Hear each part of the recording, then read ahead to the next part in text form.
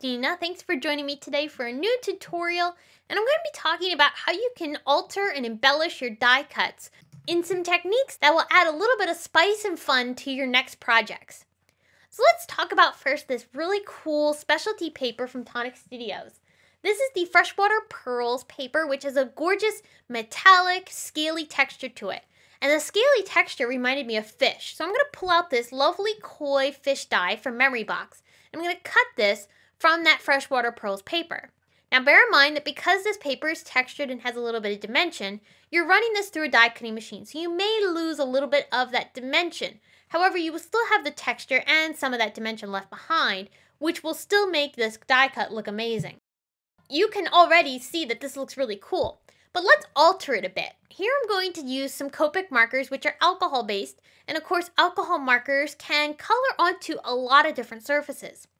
I'm using those Copic markers to add some coloring to this fish, and that totally changes the look of the die cut. But what's also fun is that the specialty paper maintains its metallic sheen. So even though I'm adding all of this color over top of that pearly ivory tone that was already there, that's still going to have that gorgeous shimmer and shine that really made this paper so beautiful. And I love that it adds so much detail to the die cut. So this fish really comes to life by using a texture like these freshwater pearls, and you get a really beautiful and amazing look. Now, how about adding different colors onto a single die cut? I'm using the Silhouette Fine Flamingo die from Memory Box, and I've pulled out a few different colors of Tonic Studios glitter cardstock. My plan is to take those different colors of cardstock and cut the flamingo out 3 times, from a pink, a gold, and a black. Those colors, I will then be able to trim the pieces that I want to be those particular colors out of that paper, and that will allow me to piece this flamingo back together. So for this particular flamingo, I want the body, of course, to be pink. Then I'm going to use the gold color for the feet. So I'm going to trim the feet off and I'll pitch the gold. I don't need that one. And then I'm also going to use the black for the beak.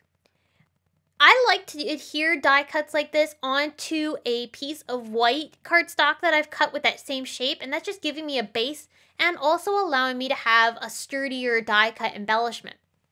I'm also using the Tonic Studios Nouveau Smooth Glue Pen, and that's going to allow me to use that fine tip of the pen to adhere all of these delicate die cuts together.